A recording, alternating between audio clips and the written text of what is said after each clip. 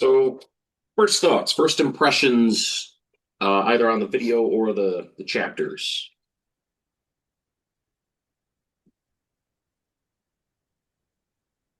I don't think the submission part, I think of my younger self who, didn't give in easily because my opinion was the right opinion. I'm thinking of motherhood. Um, I would hold my feet to the fire. Now being older, I think it's kind of easier to step back and really think about something first and not be as impulsive. And maybe the act of serving others, it isn't necessarily a fear of anything that I would do. It would maybe be more fear that I can't meet their needs completely. Mm, That you start helping, but then once you uncover that first layer, there's a lot of layers of help that is needed. right.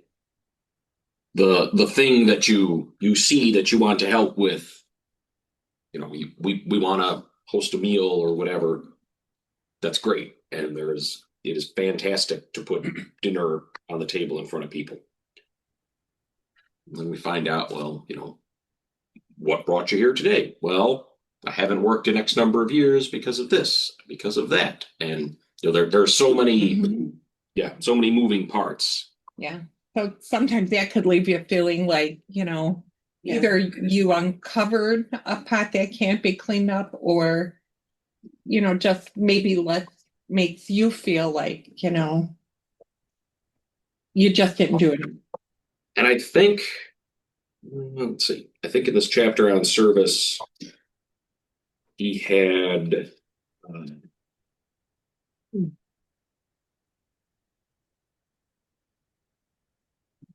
there was something in here that I saw where he talked about, oh, page 135 at the bottom. In the realm of the spirit, we soon discover that the real issues are found in the tiny, insignificant corners of life. Our infatuation with the big deal has blinded us to this fact. The service of small things will put us at odds with our sloth and idleness. So it's kind of that idea of sometimes we think about, we have to go for the big thing. We're going to build 8 houses as a church. That would be fantastic. But you know what? There's also people who are currently in houses who could use some help getting them put back together. So I think very often we feel like unless we're doing something big, Mhm. we're not doing anything of value. Um, and I think that is very pervasive in our culture. You know, often there is a thought of, the way you advance in your career as a pastor is to move from little church to little bit bigger church to little bit bigger church, and you keep until you're either pastor of the biggest church or you're the bishop. Um, and I'm very glad there are other people who are willing to be bishop because that is not a role I'm interested in taking on. So there. Um, Bloom where you are planted. Yeah. yes. Mhm. Well, there's that saying now, go big or go home. Yeah. That's what I was thinking when I was reading. Right. And maybe in certain contexts that's helpful, but yeah, that is not a that is not a philosophy that necessarily should guide every aspect of your life. Especially if you want to serve. Especially if you want to serve. Well, I'm even thinking about the chapter on simplicity. Go big or go home. It seems to be the guiding principle for a lot of people in making any sort of purchase. Well, I need something with 4 wheels and a seatbelt and an engine. That's what I need. But I could I could get the Porsche. So, It has to have heated seats. so I remember my parents' very first car with heated seats, and they said, "Oh, what a frivolous feature," but comes with the one that's available or whatever. And now they could not live without it. So I feel like the chapter on submission, I think maybe a title that would have gotten me more receptive to it right off the bat would have been priorities. Yeah, that kind of stuck in me too as something uncomfortable. Submission. Is Mhm. there another word that would be better for that? Yeah. Obedience. Compassion. And I thought of compromise. Because Compromise. it basically is like talking Yeah. about compromise, Yeah. and something that, Yeah, we deal with, every day. And it's Mhm. like, yeah, you can be stubborn and say, no, it's gotta be my way, but Mhm. sometimes you see that, well, yeah, we could try it Yeah. this way. But yeah, I don't know, submission just kind of seemed a little bit different. yeah. I think it would be. I think what he's aiming for is maybe even a step beyond compromise, because I think what he's saying is there are times when not even compromise, but giving way to another can be a spiritual discipline. And I think what I jotted down here, is submission about priorities. On page 111, most things in life are not nearly as important as we think they are. Our lives will not come to an end if this or that does not happen. Right. Which hill are you going to be crucified on? Let me tell you, people come up with extremely bizarre hills at their churches that, this is what their faith stands or falls on. Kind of thinking somewhere along the line, folks have done you a great disservice in hoping to help you grow into your faith or not grow. But I think that Based on what you were saying with the churches and that, I've said this before, but in the early days of this church, it was, we have to be able to agree to disagree Mhm. without having, mhm, the back. I know there have been people that have left this church because of the fact that they couldn't Agree. agree. Mhm. And they couldn't accept mhm, yep, what everybody Oh, else yeah. had agreed with Mhm. eventually. See, I thought, speaking of words, obedience, because he said, well, children are supposed to listen to their parents, are told what to do. That, to me, that's obedience. mhm. Yeah. Yeah, I think that, That's submission. yeah, and I keep coming back to in Philippians, Paul says, let the same mind be in you that was in Christ, putting the needs of others ahead of your own. And I think that in my mind points right to the idea I think he's trying to get at in the chapter. So it's kind of like remembering that looking out for number one is not your top priority all the time. Well, my mother used to always say, do unto others as you would have them do unto you. And that's what this whole thing is about. I'm by nature, I'm non-confrontational. And I don't like any kind of conflict. So I'm just by my nature, I guess, just willing to say, okay, fine. And then kind of mull over in my head. And if I have any real disagreements, then I just get mad at by myself. And then it's gone. Right. And Let it again, go. yeah, that there are probably there are things that are worth getting angry about, for Mhm. sure. Yeah. And there's a lot of things where you just kind of go, I cannot believe people feel like this needs to be an issue. But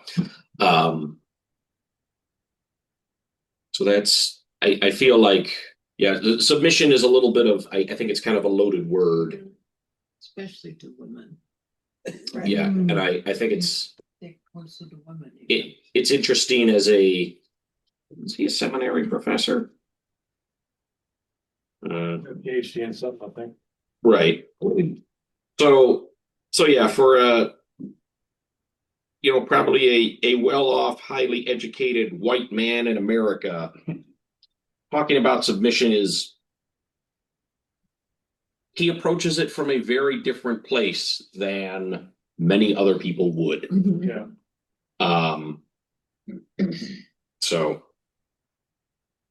but just remember, it does say in the Bible, the husband is the head of the wife. Oh, Just remember don't that. even. Yeah.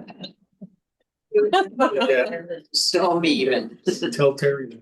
So, Wait, it also says, it doesn't end there. Husbands, love your wives and care for them. Oh, I love her. You need the whole context. so yes, see, I love that you brought that up, Elise, because that is one of my pet peeves. Oh, well, these 3 words out of 1 verse in the Bible say, Yeah. okay, great.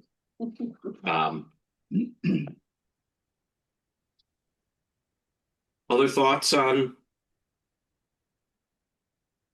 submission or setting priorities or whatever else we would want to title? Well, let me ask that. Robin said obedience. I said setting priorities. What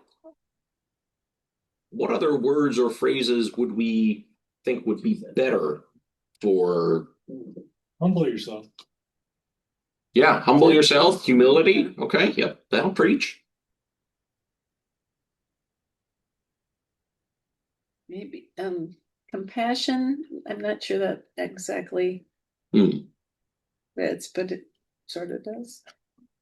Yeah. You need to have it to Yeah. be able to submit. Think open. Be a servant. Change. Yeah. Think about the other listening, just listening to not being so. Right. And I think one of the things to emphasize is, he's, and I think he tries to make this clear in the chapter, but he says, this is all about your choice to humble yourself, your choice to obey. It's not about something imposed on you. And I think that's very important to remember, because often people will kind of use that as a reason for, why they should be in charge and you shouldn't.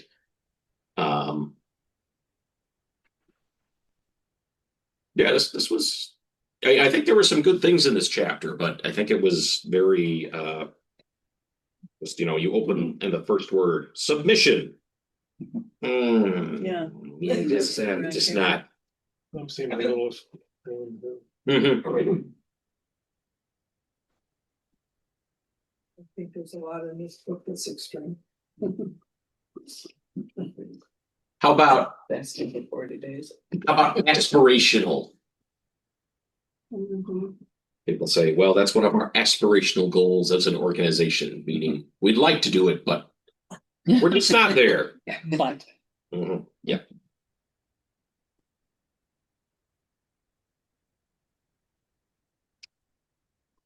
What about service? I feel like there's a lot more to say about service.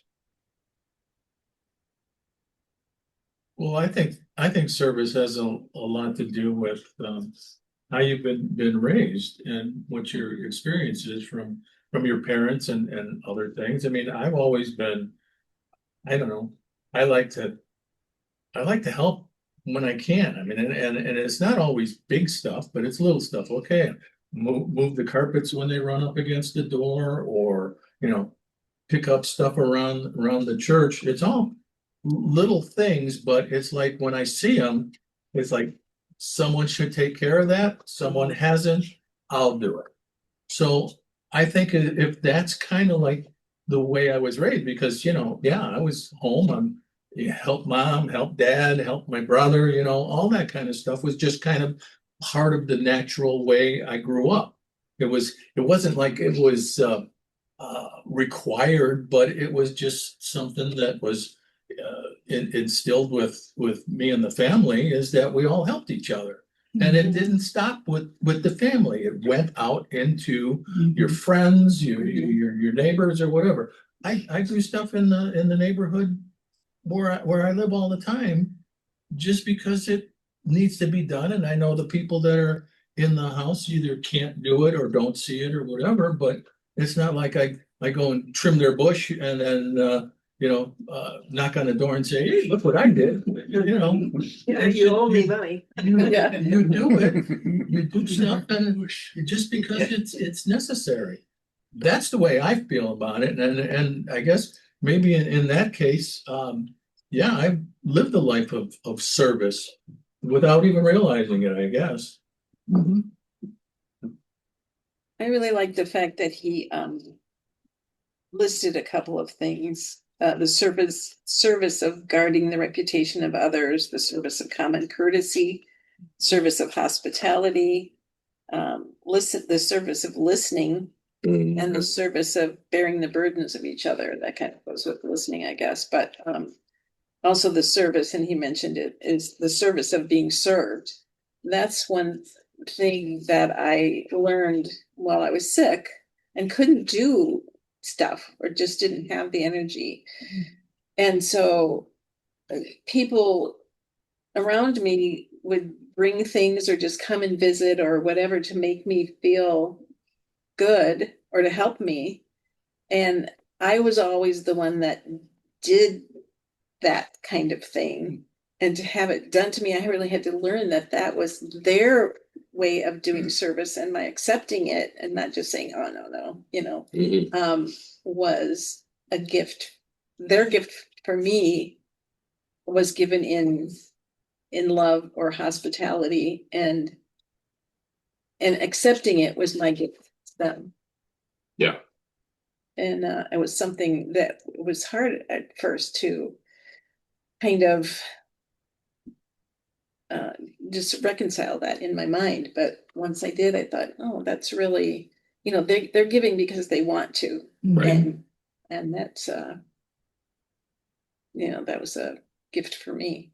Yeah, it can be very difficult if you typically are on the doing end, to receive from others is often very difficult.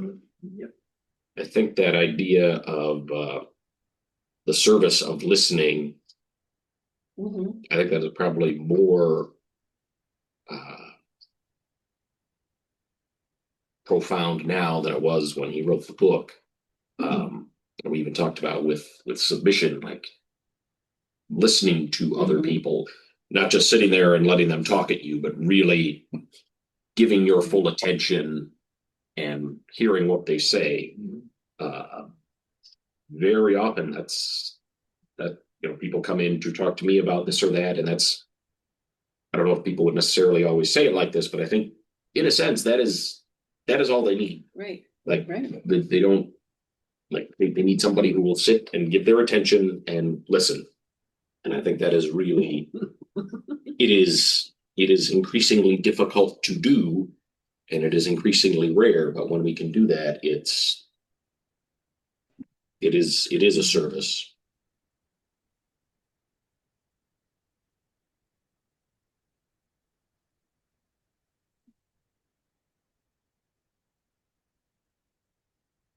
I also jotted down in here on page 132 says, when we choose to be a servant, we surrender the right to decide who and when we will serve. We become available and vulnerable.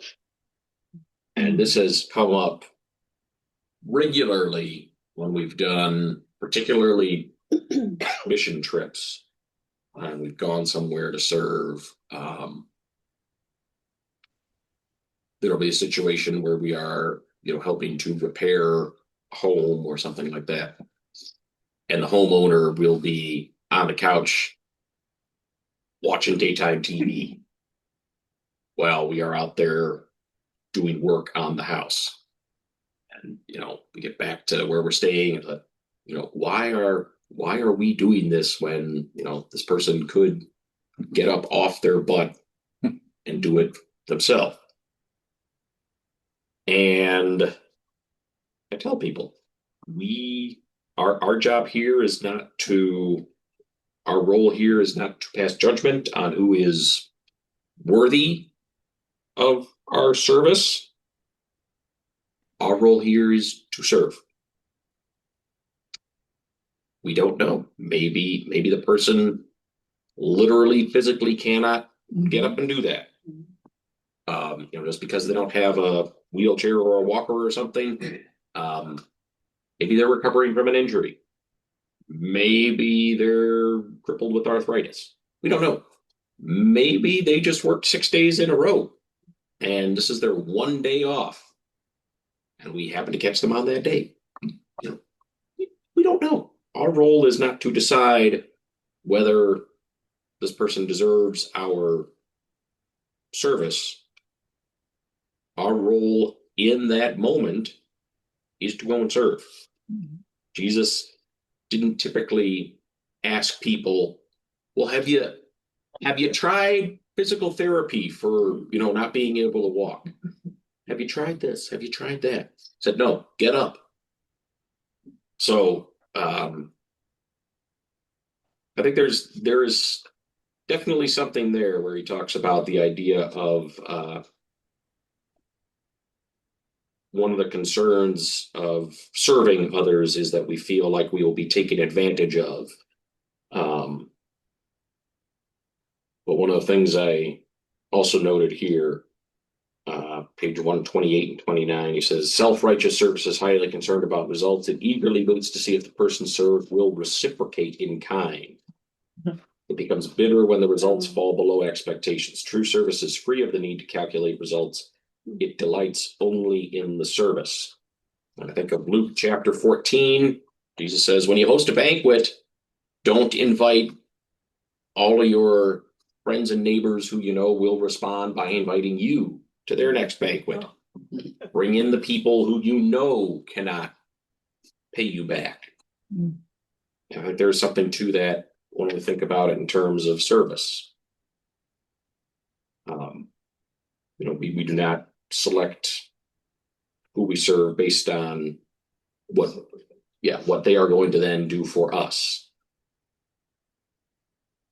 We can do things like that. We just can't call them service. Do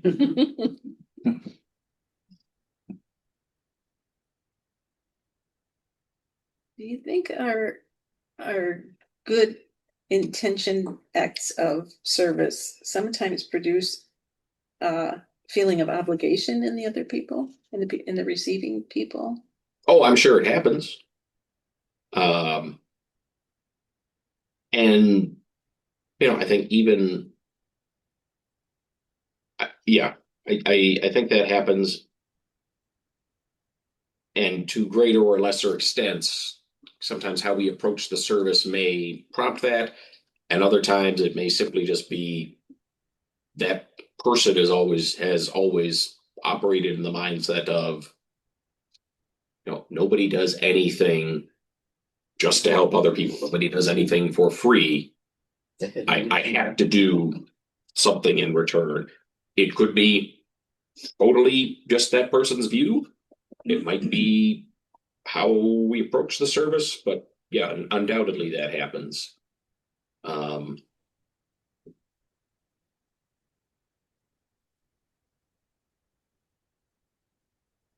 there. Well, not only a sense of obligation, but a sense maybe of not being able to reciprocate, Mhm. and then feeling bad because Right. they're not able to.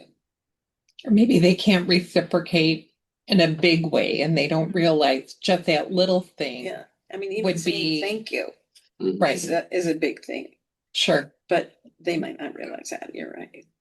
Yeah, I think sometimes we forget it's little things that can make a huge difference in someone's life. Mhm. My brother would get the biggest thrill if he would smile at someone at the grocery store. And if they smiled back, he thought, Yeah. I changed their day. Yeah. And that would just I make him agree. feel so good. Sure. And that was all he could do, Mhm. So yeah, It's it's great. the little things maybe that matter. Yeah, I think that idea really resonated with me instead of thinking life of service. Okay, that's for the, maybe the nuns and the monks and the, and that's, or it's aspirational, but I can't do that, all that stuff myself, but I can do little things. Mhm. And that makes me feel like, okay, I'm not terrible. Yeah, we don't have to sit down and say, I'm gonna end world hunger today. Slow down. Yeah. Can I end hunger today for a person or a few people? Yeah. So I think part of it is understanding that service comes in all scales, but also to remember the role of community in all of this. So coming back to what Paul says in Philippians, same mind in Christ that is in you, that you put the needs of others ahead of your own. If we are living together in community and Barry is putting our needs ahead of his own, at the same time, all of us are putting Barry's needs as a priority. So I think it also goes back to that service of being served. It's an important piece of that, because when we allow others to serve us, not only does it builds us up so we can continue to serve, but it also creates the opportunity for others to serve. So I think the idea of it is all part of a community. So it's not necessarily that we live in community with people who believe in serving one another. We will be served as well when we have that need. I think that's important to remember. Excuse me. I have this is swirling in my head right now, but service sometimes also could be a bad thing for some people because they judge. Oh, you didn't serve as much as I wanted you to, and you didn't put enough work in, so I'm gonna hold it against you, type of thing. Mhm. But then, this thing about service and hiddenness, Mhm. that's real hard for people too. Like, hey, I did all the service. Don't you want to say something to me and Right. let me? Let me make sure my service just happens to take place where the TV cameras are. Yes. Then you've got true service, is it? That's the word. It's not true, sir. Yeah, It's that's not the- genuine, I guess would be the thing. The self-serving, Serving. self-righteous service. And it's interesting. Are you thinking, people will say, oh, they didn't serve enough. The people who in your mind are saying that, are they the people who are being served, or the other people who are supposed to be serving? It would be the person that would be serving, but they're also Judge it. judging that and how much service everybody else is putting in Right. compared to themselves. Mhm. Yes. Yeah. Yeah, there is definitely. Yes, I myself have been guilty of that. That's a hard one to overcome Yeah. sometimes. Yes. And it does happen with people who you are serving. I've have had people where we're handing out bags of groceries or whatever, and somebody will go, that's it. Like,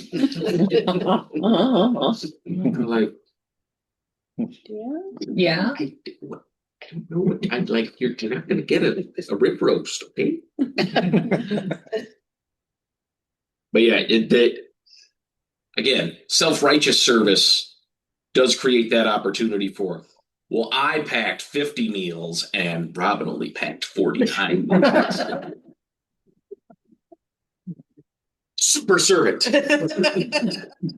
Nobody's keeping score. I'm the humblest of all.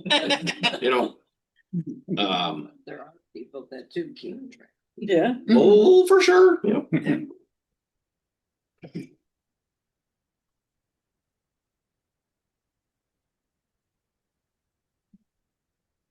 I think one of the things that I not only circled but drew a star next to on page 129, true service builds community. And I think that is really true. And the way I see it most often is, again, we think a lot about, we are trying to approach whatever we're doing in terms of services, we are doing ministry with, not ministry for, or maybe even worse, ministry to. But I see it very much building community among those who are doing the serving.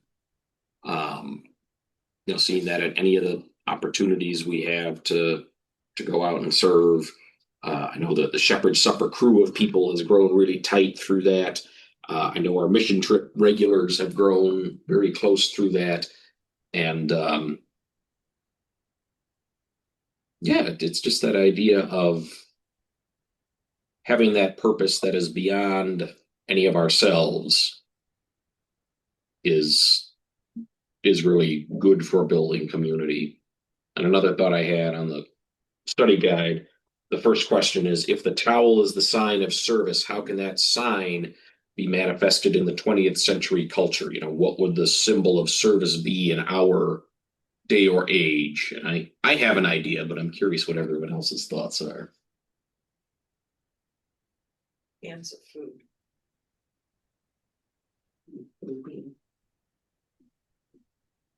When I go in the store, if I see cereal 2 for $7, I buy the 2 because then the 1 goes into the box for the food bank. And I take that pretty regular. Non-perishables Yeah. as a symbol for service. What do other people think?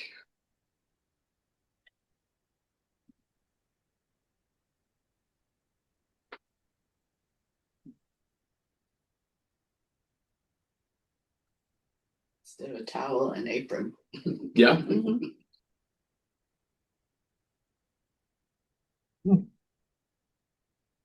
Maybe a big spoon or a ladle. We have a lot of kitchen themed things here. Just Earplugs and safety glasses. yep. Yeah. A helping hand. That's what I was thinking, just an outreached hand. Mhm. I think people are afraid to touch, Mhm.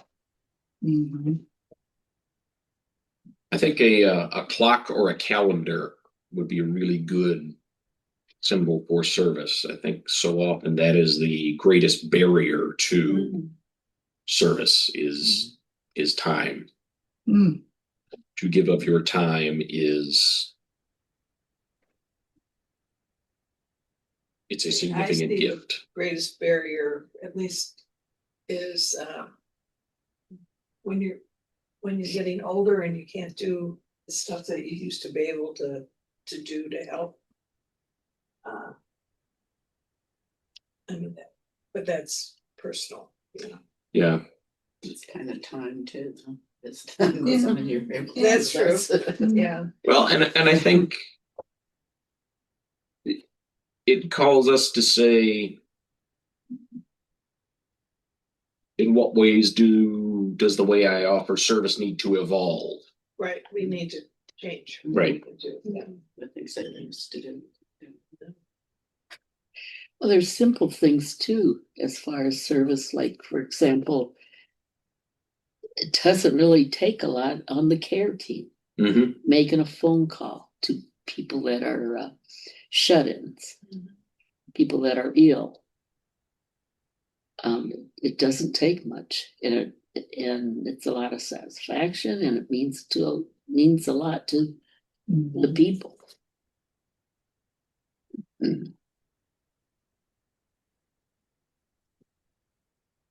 That kind of reminds me of something I marked here on page 139 in the middle of the page.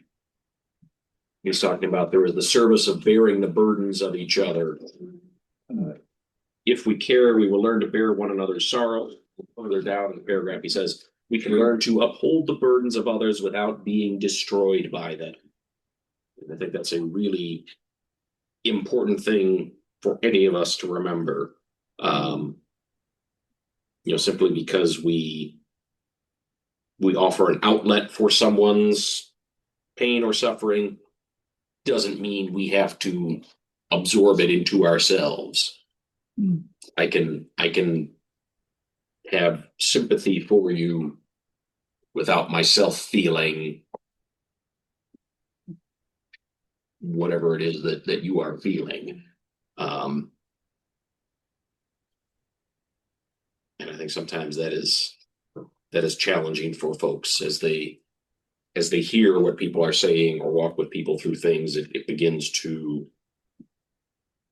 weigh on them in a very profound way. So how you can be open to people without necessarily saying, oh, well, Debbie just has all this misery in her life. I'm gonna hear that and I'm gonna be miserable too.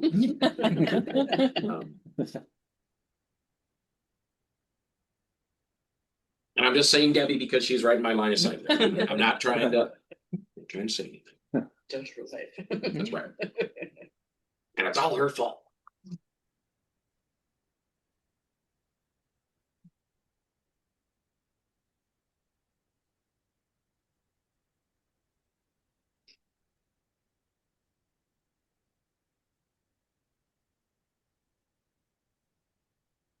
Lots of people thinking about service.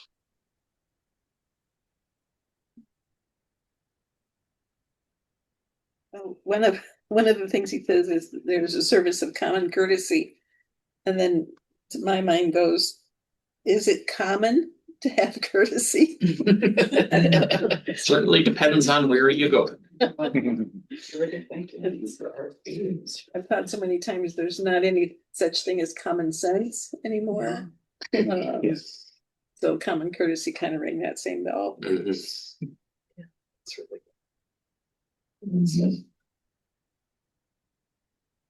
Yeah, well, and for anybody who has done any traveling to places where people speak less English, you can learn the common courtesy words: hello, goodbye, please, thank you.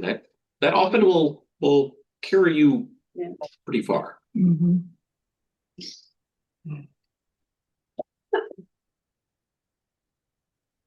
I think the attitude in which we do things means so much. You can serve with a smile and a genuinely open heart, and people can see that or feel that, or you can still serve like with a smile. Right. They can read, that it's not genuine too. They can tell whether you are there because you want to be there or whether you are there because You feel you're doing court-ordered community service. People who just do it because of either they feel forced into it, or I have to go along with the crowd, or Now that's over with. I think there's a difference. And I think if you work with people who are, if you're volunteering and you're with somebody who's doing because they kind of feel they need to. It brings. You can feel brings that, yeah. So I think that community of people volunteering is so important because, those happy, joyful people doing it because it's a right thing, it's what they want to be doing, they can squash out or bring that other person up to that level too. Yeah. Is there joy in service? And it's people that'll do it and they boast about it. Yes. Look at me. And then this mission trip with a group of Methodists and some inner city Baptists to Detroit. And we stayed in a large church of that denomination, Methodist, and it was every day we had a different project. And that was at the time when they had that big financial problem in Mhm. Detroit, and a lot of people lost their homes. Mhm. So one day, the first day we were out there, a group of us went out and it was like every third house. Grass is this tall. Yep. And somebody came by with a tractor and mowed it down, and we had to rake it up, take it to the curb, and then it Right. picked up. And that was a long day. And when we were almost done, some neighbors came out that lived there, and they were so grateful. They were offering us water and things like that. Then the next day, we had another project where I guess they sign up people in the community if they need help with something, and they use us volunteers to go Right. work on that stuff. So that day it was like maybe a duplex house, Okay. and it had a wooden porch and needed to be painted. And so I'm out there with some teenage kids and we're painting them. And the owner comes out, "Oh, how are you doing?" And he gets in his car and takes off. He had a better car than me, and he was in a different race, and I felt a little one. He was younger than me too, so but I got over it. Mhm. Really? Have you really? Now that he's let it all out. I haven't thought about that in like Until today. 12 years. Well, and I think one of the other, a similar sort of thing when I've helped with the food pantry and we do the drive-through food distribution. Love the cars, yeah. Every single one of these people is driving a newer car than me. But I again, felt the last 2 times. That was in Gary. yeah, and but Cars are important too. yeah, I was gonna say you don't know that the person might have been doing really well when they bought the car, and suddenly they lost their job and they can't put groceries on the table. They're borrowing their friend's car. Not their car. So in other words, don't judge. Yeah. Yeah, sometimes Try not to. No, yeah. in my old church, we did pads, so we would, feed and host people overnight. And I think it was the first time I volunteered. There was one of the other churches supplied the dinner, and somebody was like, "I want the third piece of meat from the top," and I want that one there. Mhm. And of course, my opinionated self out loudly said to someone else, like, "Well, my goodness, you think they just take what they get, And she said, "How many choices have you made today?" I Ooh. never again thought the same way because I Very thought, powerful. yeah. And that's all that was said. And I was like, Mm. like totally ashamed of myself. Like, That's interesting, yeah. But the person probably didn't get the choice of what was on the menu, correct. right? Maybe not even a choice of what did I get to wear today, Right. or Right. where am I going to hide out from the weather today, or So yeah, totally made me think differently from that point forward.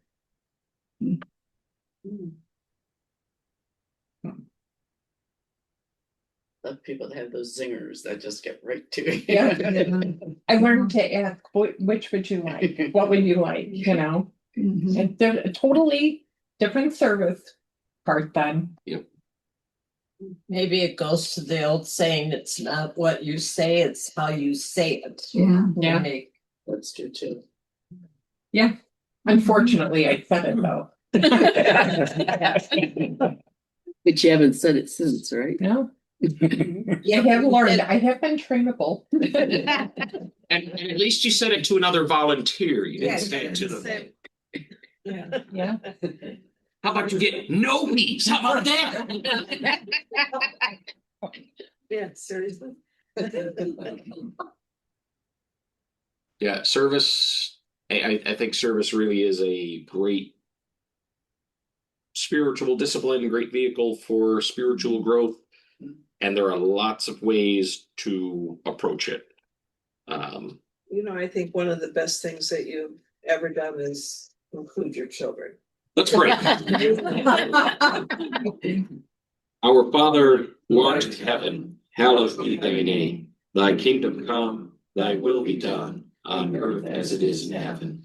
Give us this day our daily bread, and forgive us our trespasses, as we forgive those who trespass against us. Lead us not into temptation, but deliver us from evil. For thine is the kingdom, and the power, and the glory, forever and ever. Well, thank you, everybody. We will see everyone soon.